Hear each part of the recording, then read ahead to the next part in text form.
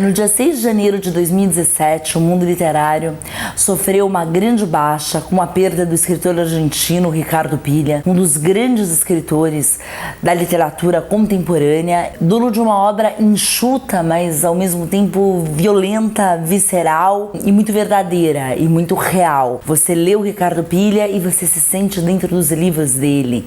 É o autor para quem nunca leu nada, para quem é virgem dentro da literatura, pegar e falar: puta que pariu, eu gosto disso. Esse é o Ricardo Piglia. E por isso eu vou falar de um livro dele hoje e falarei dos seus outros livros ao longo dos próximos meses, ao longo do ano. Enfim, é uma obra curtinha que eu vou dar conta rapidamente. Além disso, eu iniciei o projeto desse vídeo selecionando livros que falassem sobre as ditaduras entre os países latino-americanos. Eu fiz uma breve pesquisa, então eu pedi aos meus contatos do Facebook que me indicassem obras de ditaduras, de autores latino-americanos que falassem sobre as suas respectivas ditaduras. O retorno foi incrível, então aguardem, porque eu vou trazer livros bem diferentes também nas próximas edições do Literatórios. E tudo isso começou com o livro da Maria Pila, que foi premiado ano passado e indicado a outros prêmios, que é o Volto Semana que Vem. O livro do argentino Leopoldo Brizuela, Uma Mesma Noite, que saiu pela Alfaguara em 2014. E por fim, falando do nosso querido Ricardo Piglia, eu vou falar de um livro que eu acho muito forte, baseado em uma história que realmente aconteceu. Ele ficou anos incubando essa história até resolver colocar no papel, que se chama Dinheiro Queimado.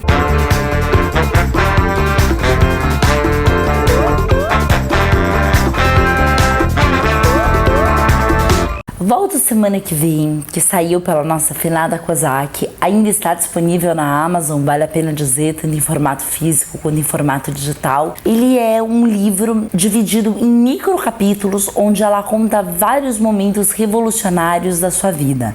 A Maria Pila, que tem uma vida muito interessante, nasceu em Porto Alegre no ano de 1946. Ela foi viver nos Estados Unidos no tempo de faculdade. Eu vou colar aqui um pouco, porque ela teve uma vida muito mais agitada do que eu vou ter a vida inteira, então vamos lá. Ela se candidatou a uma bolsa nos Estados Unidos, em 63 ela foi pra lá. Enquanto o Brasil sofria o seu golpe militar, ela estava fora, mas ela presenciou a morte do Kennedy lá. Voltando ao Brasil, ela prestou jornalismo na URGS e acabou se filiando ao Partido Comunista aqui, e depois a dissidência do partido no Rio Grande do Sul, a famosa dissidência do Rio Grande do Sul, participou da fundação do Partido Operário Comunista, o POC. E por conta das suas atividades, ela acabou saindo do Brasil, foi viver na França durante alguns anos, participou da Internacional, foi para a Argentina, militar na Argentina, no partido de lá, acabou sendo presa em 1975, passou 3 anos presa no famigerado presídio de Olmos, em Buenos Aires. Como estrangeira, ela foi liberada em 1978, voltou à França, onde ela viveu por mais de 15 anos, e aí ela retornou ao Brasil em pleno impeachment do Collor.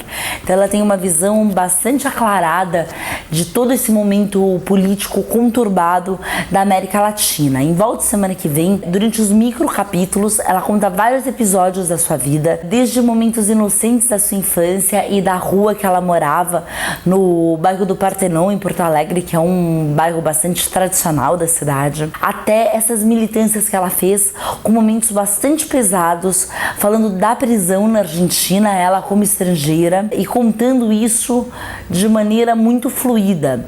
É uma escrita muito fluida, muito rápida, são pequenos capítulos que são dilacerantes. O livro da Maria Pila, ele abre a roda para a gente falar dessas ditaduras de forma mais intensa, da gente tentar reunir na nossa prateleira livros que falam disso, aquela história, para ser lembrado, mas para nunca ser repetido. E eu acho que aqui a gente tem uma grande obra na mão, e eu poderia ler vários trechos dele, mas eu quero deixar para vocês, leitores, o fazerem. Em 2014, quando foi recém-lançado no Brasil, eu recebi Uma Mesma Noite do Leopoldo Brizuela, Ele é um livro muito bonito, tem uma capa espetacular. Então logo eu recebi, eu quis ler, mas a gente acaba às vezes deixando alguns livros que quer ler na estante. Eu achei que era um momento que tinha tudo a ver para falar desse livro. O autor parte do pressuposto de uma história real acontecida durante a ditadura argentina para criar o personagem Leonardo Bazán, que vive em La Plata, na Argentina. Na mesma rua há muitos anos, esse personagem tem entre 40 e 50 anos. A história começa no ano de 2010, quando uma das casas vizinhas, habitada por um psiquiatra que trabalhou para a ditadura, a casa dele passa a ser invadida. Não são assaltos normais, não são assaltos para levar um televisor ou uma porção de joias ou de dólares. São assaltos por algum motivo que esse nosso narrador, que é escritor, sabe muito bem. Isso traz à tona uma memória dele, uma memória que o acompanhou a vida inteira, do ano de 1967, quando a casa de uma das suas vizinhas, onde vivia a mãe com as duas filhas, foi invadida. E ele, ainda muito jovem, no começo da adolescência, ou sempre um menino muito sensível, encontrou a única possibilidade de tocar piano enquanto essa casa era invadida. A questão é que quem participou da invasão dessa casa foi o seu próprio pai, que era membro da Marinha. E a gente vai desvendando essa história bastante conturbada e cheia de detalhes ao longo do livro. É uma história pesada que o autor vai jogando informações lentas, tortuosas e também torturantes ao leitor. É impossível não sentir esse eco da tortura na cabeça, de uma forma bastante diferente. Ele também explica o que foi o equivalente à Comissão da Verdade na Argentina e como tanta coisa foi colocada às claras lá. Tanto que o personagem Bazán, para poder escrever os seus relatos, ele se toma de muitos depoimentos que foram dados ainda na era Kirchner, na Argentina.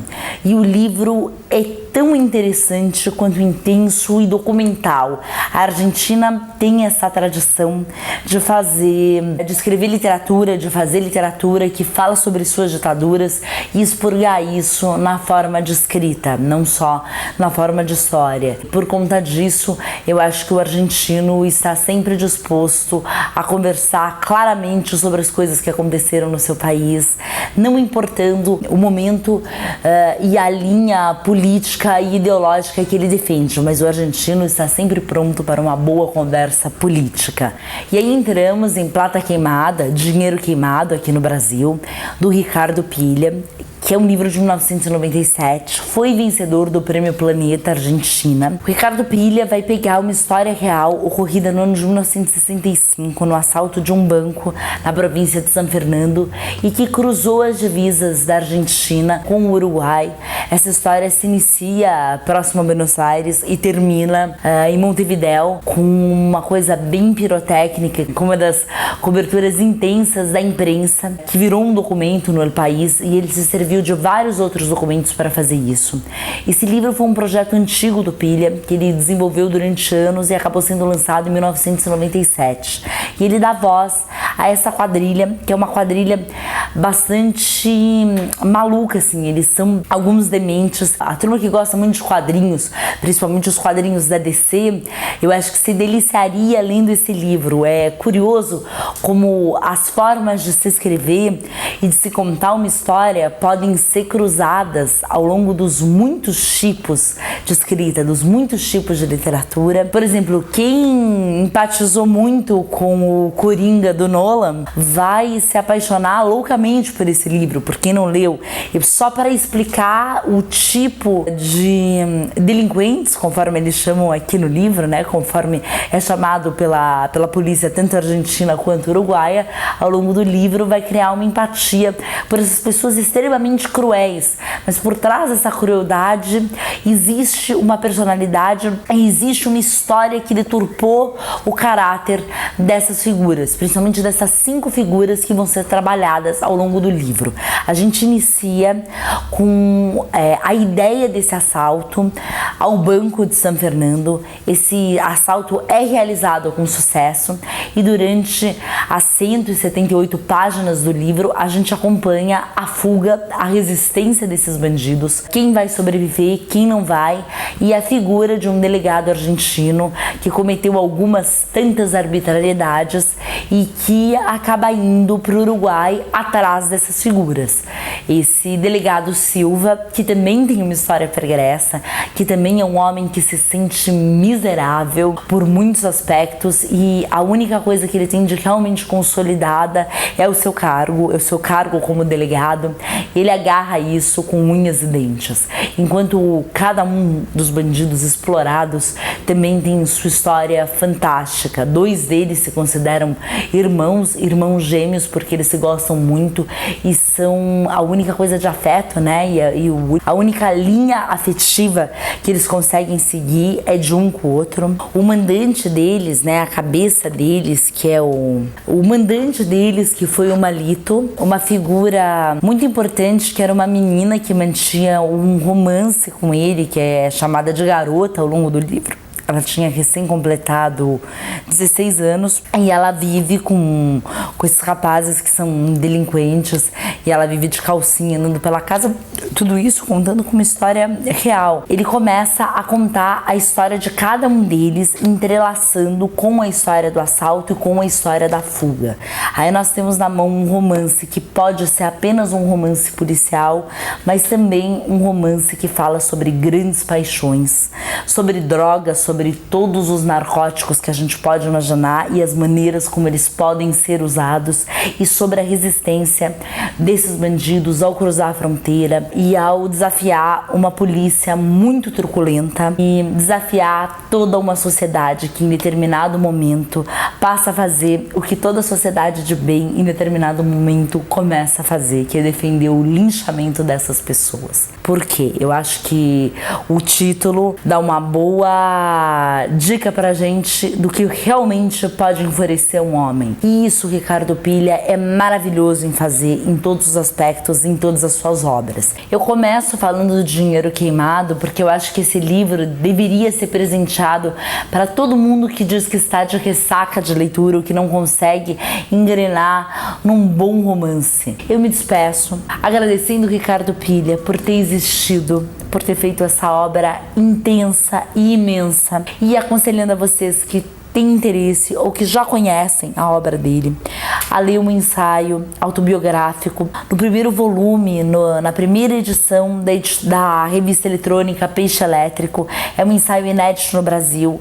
Esse primeiro número é gratuito, pode ser baixado pelo site da Kobo, da Livraria Cultura ou da Amazon. Leiam esse ensaio, é muito bonito, ele fala sobre as suas leituras de referência, entre outras coisas. Eu gosto muito desse homem e, se possível, procurem na página do William Fuchs a entrevista que ele fez com o próprio autor há 10 anos atrás. Boa leitura, até o próximo Literatórios. Tchau, tchau.